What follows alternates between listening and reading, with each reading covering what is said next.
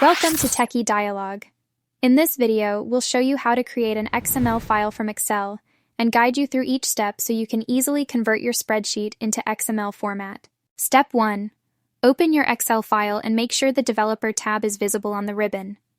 The Developer tab is important because it contains all the XML tools we need for creating and exporting an XML file. Step 2. Create an XML schema that defines the structure of your XML file. You can do this in Notepad by writing tags that represent your column names, then save the file with an .xxd extension to use it later in Excel. Step 3. Go back to Excel and on the Developer tab click Source to open the XML Source task pane. Then click on XML Maps, choose Add, and select the schema you created to map your data properly. Step 4.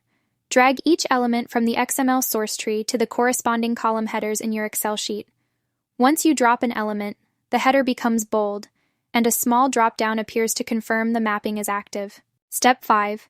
When the mapping is complete, go back to the Developer tab, click Export, and save your file as an XML data file.